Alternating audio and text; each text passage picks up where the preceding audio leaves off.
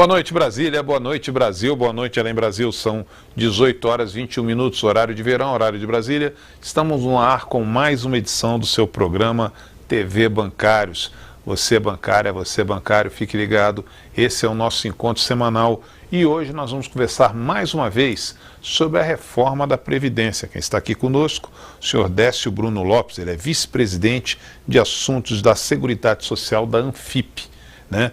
Doutor Décio, muito prazer, muito obrigado por estar aqui no nosso estúdio, né? O que representa a gente estar conversando mais uma vez sobre a questão da reforma da Previdência? Eu que agradeço, né, de estar participando aqui deste evento e falar sobre reforma da Previdência.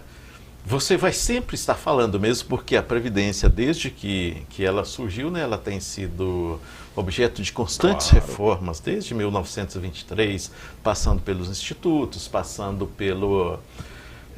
pelas reformas que foram, sejam estruturais, sejam legislativas. Todos os governos tiveram, depois da Constituição de 88, tiveram a reforma da Previdência nas suas pautas de governo. É isso aí. Doutor Décio, a equipe do novo governo ela afirma que a reforma da Previdência será prioridade, né? O presidente eleito Jair Bolsonaro, ele coloca que a reforma da Previdência será prioridade. Como está a discussão deste assunto no Congresso Nacional? No Congresso Nacional, o assunto está aparentemente parado em decorrência de que a PEC 287, que foi encaminhada pelo presidente Temer, ela tramitou na Comissão de Constituição e Justiça, depois ela teve uma reformulação, né, e foi a PEC 287A, e essa PEC, na verdade, ela estava pronta para poder ser levada a plenário quando surgiu então a intervenção no Rio.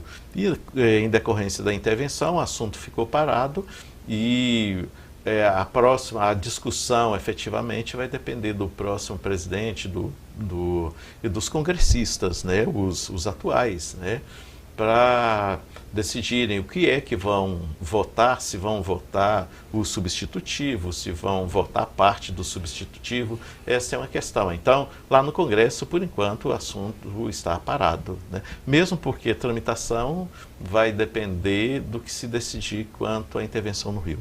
Ok. E você também pode participar dessa entrevista. Quer enviar sua dúvida, sua pergunta? Aproveite esse espaço de comentário que está aqui no Facebook. Mande a sua contribuição, a sua dúvida. Senhor Décio, quais os pontos mais críticos, né, da reforma apresentada pelo atual governo do presidente eleito Jair Bolsonaro? Não, desculpe, do atual governo do presidente Temer. Exato, do presidente Temer. Bolsonaro está tão invicto aqui. Exato, é o novo presidente. Isso. Ele só vai tomar posse, na verdade, em janeiro, né? E o que se fala é que a reforma da Previdência é prioritária, mas qual reforma? A gente não sabe mesmo, porque a equipe de governo está sendo formada agora, nós não sabemos qual é o projeto de reforma que vem. Mas qualquer que seja ele deverá ser discutido com a sociedade, mesmo porque a sociedade será a sociedade inteira, né, os trabalhadores de uma forma geral, até os próprios aposentados, que serão destinatários de uma possível reforma da Previdência, né? E a possibilidade dessa reforma ser votada ainda este ano? Olha, depende da conjugação de interesses, né, do presidente eleito, do atual presidente, e também do Congresso, né? Mesmo porque o Congresso é uma casa política, é uma casa em que todos os projetos entram na discussão, e na discussão tem a questão dos acordos, aquilo que é interessante votar, aquilo que vão verificar se tem possibilidade de ser aprovado ou não, né? Essa é uma questão que realmente depende da conjugação de forças dos partidos no Congresso e de interesse dos próprios governos. Agora o governo atual, o governo eleito. E o governo eleito de Jair Bolsonaro, agora sim o Jair Bolsonaro, né? Ele disse que quer votar reforma em 2019, que irá implantar um sistema de previdência similar ao do Chile, de capitalização individual. Quais as perspectivas para os futuros aposentados, caso isso ocorra, como o Chile? Veja, Na verdade, essa capitalização individual foi o que foi feito no Chile em 1981, né? E que é o que era o objetivo do governo Fernando Henrique Cardoso. Só que a capitalização individual, ela é perversa para o trabalhador, no sentido de que um sistema público de previdência, até certo ponto, sistemas de proteção social, eles são solidários. E quando você coloca a possibilidade de uma capitalização individual, é você por você. Além do mais, se você vai fazer uma capitalização individual com contribuição apenas do trabalhador, e se o trabalhador brasileiro normalmente tem uma remuneração baixa, você vai capitalizar o quê? E se o Estado sai, a partir do momento em que se cria uma previdência com capitalização individual, a sua aposentadoria será decorrente daquilo que você conseguir aportar. Sim. As contas de uma previdência, que não se sabe se ela vai ser administrada pelo Estado ou se ela vai estar na iniciativa privada, vai estar no mercado financeiro. Então, o seu benefício, ele será decorrente daquele valor que se conseguir aportar lá. Suponhamos que durante 20 anos de trabalho, 30 anos, 35, 40 anos de trabalho, você tenha conseguido com o seu depósito, com a sua capitalização lá, os valores capitalizados, tenha conseguido 100 mil. 100 mil, quando você for elegível ao benefício, por exemplo, a aposentadoria, depois lá de 35, 40 anos de contribuição, se tiver lá 100 mil, 100 mil vai dar para você sobreviver quanto tempo? Tem isso. Então isso aí é perverso. O Chile fez. Bem perverso. Muito perverso. O Chile fez isso. E o Chile, tendo feito isso, hoje a reforma da Previdência no Chile é exatamente para reverter esse programa que foi feito lá no passado, em 1981. Ou seja, eles estão fazendo o reverso agora e aqui está querendo levar para lá. Seria uma involução, então? Seria do ponto de vista do que está acontecendo lá, é uma involução. É uma involução. E isso nós tratamos no Congresso Internacional, um seminário internacional no ano atrasado, foi 2016 ou início de 2017, e que o professor da Universidade do Chile, Hugo Cifuentes, especificamente, ele disse o seguinte, que o Chile estava promovendo uma nova reforma para que fosse possível conceder um pouco mais de benefício, porque o pessoal estava próximo a morrer à míngua. Ok. Em decorrência do valor baixíssimo dos benefícios, em decorrência do Estado ter deixado o segurado, o trabalhador, à mercê de mercado financeiro. E há uma expectativa real de se barrar a reforma na Previdência? Vamos dizer que barrar não, o Valdir. Mas assim, uma reforma que traga uma mudança, vamos dizer assim, uma mudança mais radical na Previdência, ela deve ser discutida muito, ela deve ser muito bem discutida com a sociedade. Tá? Com a sociedade de uma maneira geral, com trabalhadores, com os próprios aposentados, com os políticos de uma maneira geral, mesmo porque quando você faz uma reforma, sempre há necessidade de reforma para ajustar aquilo que não está no caminho certo. Mas não reformas que sejam demolidoras. Por exemplo, quando você vai fazer uma reforma na sua casa, você tem que jogar a sua casa no chão para poder reformar? De jeito nenhum. Não. Você vai assim, naqueles pontos onde você efetivamente precisa de mexer para que a casa continue bonita, para que a casa continue funcionando, para a funcionalidade da casa e a perspectiva de que ela viva para sempre para poder te abrigar. Ok, doutor Décio, e o que é preciso reforçar para que os apoiadores da reforma da Previdência aceitem que a Previdência é superavitária e que ela não contribui para o aumento de rombos das contas públicas? Valdir, a gente precisa de verificar a questão orçamentária, a questão de financiamento.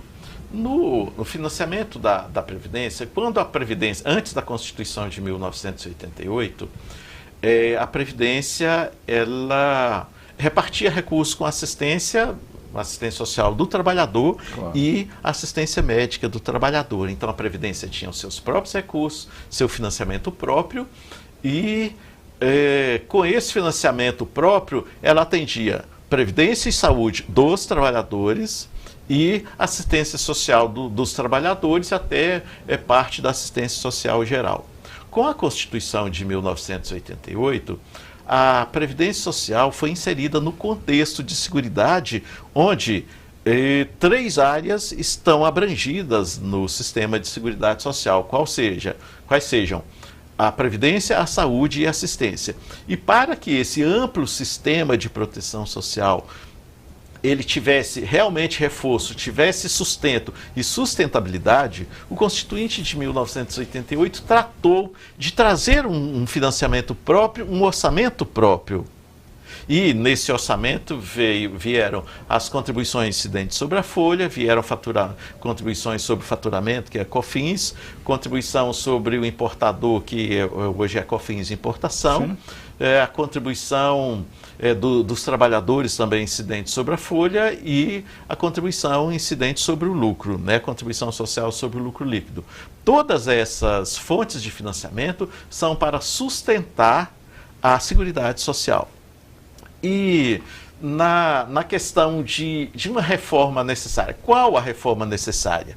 Olha, neste orçamento da Seguridade Social, a gente, de acordo com a análise que a Anfip vem fazendo há mais de 10 anos, esse sistema foi superavitário. Esse sistema, o resultado positivo desse sistema, ele foi interessante para poder amenizar as contas de governo, para amenizar o orçamento fiscal. E agora, em 2016, 2017, a gente verificou uma necessidade de financiamento, qual seja, aquilo que se arrecada para as 3 áreas, saúde, previdência e assistência, não foi suficiente para cobrir os gastos. Só que a própria Constituição diz assim, que a União também é um contribuinte para esse sistema. Claro. Ou seja, qual seria a contribuição da União? Seriam destaques orçamentários. Então, essa necessidade de financiamento que se verificou em 2016 e 2017, agora ela está sendo efetivamente repassada pelo governo, a parte, né, que a Constituição diz que é a contribuição do Estado. Portanto, você dizer assim, olha, qual é a reforma efetivamente necessária? É aquela que otimize os recursos, porque se de um lado se fala que há um rombo na Previdência, consideram-se apenas a contribuição incidente sobre a folha. E hoje não é somente a contribuição incidente sobre a folha. Existe a contribuição incidente sobre a folha, mais a COFINS exportação, mais a contribuição social sobre o lucro líquido, mais as contribuições incidentes sobre loterias esportivas ou concursos de prognósticos. Claro. Então, esse bolo de receitas... Agora, esse bolo de receitas é o orçamento próprio da Seguridade. Mas, se há no Legislativo, por parte do Legislativo e por parte do Executivo, as benesses tributárias, se há um rombo, por que há parcelamentos com isenção de juros e multas? Por que há desoneração da folha de pagamento? É incongruente. Você diz que é um rombo, veja só, você tem que colocar na balança receitas e despesas. Se você coloca despesas, quer dizer, as despesas são decorrentes da lei, claro, são decorrentes das prestações de serviço, né, e das aposentadorias, ou seja, dos benefícios, seja o da LOAS, né, o BPC, ou então os benefícios previdenciários estrito sensu, você tem que colocar receita própria versus despesa própria. No lado da receita, você desonera, e no lado das despesas, elas crescem porque são direitos adquiridos. São direitos dos cidadãos que na Previdência que contribuíram o tempo todo para levar a sua aposentadoria. Então a reforma necessária é aquela que otimize a arrecadação, é aquela que evite deixar de receber os recursos do sistema e principalmente os recursos previdenciários, as contribuições previdenciárias, porque elas são necessárias para pagar os benefícios. Se você desonera, se o Legislativo e o Executivo desoneram o contribuinte, não há que falar que é um rombo, porque você está concordando em que as receitas necessárias e suficientes não se efetivem para fazer face às despesas. Ou seja, não, nós estamos falando de aumento de carga tributária, estamos falando em otimização da arrecadação, estamos falando em otimização de receita, estamos falando em custeio do sistema. Ok, isso aí, muito interessante essa sua colocação. Doutor Décio, nós estamos chegando ao final da nossa entrevista. Suas considerações finais de ter participado aqui no nosso programa, aqui para a câmera 1. Todos aqueles que estiverem nos ouvindo, a gente sempre diz que nós não nos furtamos aos debates. Nós estamos no debate o tempo todo, nós produzimos documentos, né, com base em dados do próprio governo, né, dados do CIAF, dados de orçamento, e a vida toda nós produzimos documentos que sejam importantes para levar à sociedade um debate sério, um debate democrático, um debate transparente sobre receitas e despesas públicas da Seguridade Social. E entendemos que o sistema de proteção social ele não pode e não deve ser deteriorado em decorrência de benesses tributárias. Ou seja, a lei estabelece fontes de custeio, essas fontes de custeio que na verdade são deterioradas, e quando o legislador estabeleceu uma prestação de serviço, ele deve efetivamente trazer as receitas. Primeiro, ele deve trazer as receitas necessárias. E este é o princípio da precedência do custeio, que está no artigo 195, do parágrafo 5º do artigo 195 da Constituição, que diz assim: nenhum benefício ou serviço da Seguridade Social será criado, majorado ou estendido sem a fonte de custeio total. Ou seja, se nós estamos falando à luz da Constituição, se nós estamos falando de um sistema de proteção social que tem orçamento próprio, nós devemos observar o princípio, entre os diversos princípios, né, que é a diversidade de bases de financiamento, né, e, além disso, o princípio de precedência do custeio. O Estado se financia com tributos. Não estamos falando em aumento de carga tributária, estamos falando em otimização da arrecadação dos tributos já instituídos por lei e, aqui especificamente, falando do orçamento de Seguridade Social. E quando você disser que há um rombo na Previdência Social, você não pode considerar apenas a contribuição incidente sobre a folha. E se existe uma necessidade de financiamento,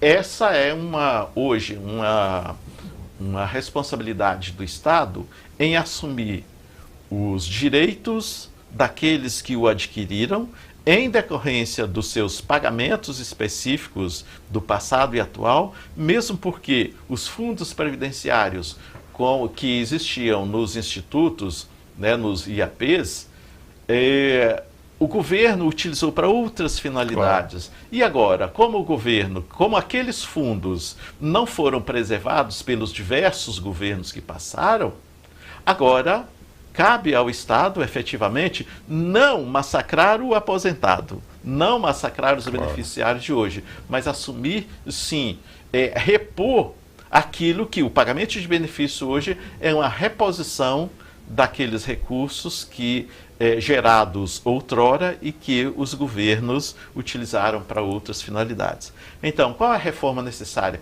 Primeiro, aquela que otimize as receitas, que otimize a arrecadação, aquela que facilite a arrecadação. E depois verificar se existe necessidade efetivamente de fazer uma reforma pelo lado de redução de benefícios. Agradeço muito mesmo a participação do Dr. Décio Bruno Lopes, vice-presidente de Assuntos de Seguridade Social da Anfip.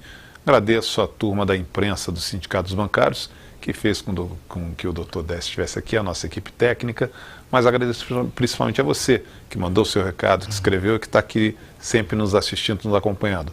Temos um próximo encontro marcado na próxima quarta-feira, às 18 horas, aqui no seu TV Bancários. Tchau, tchau.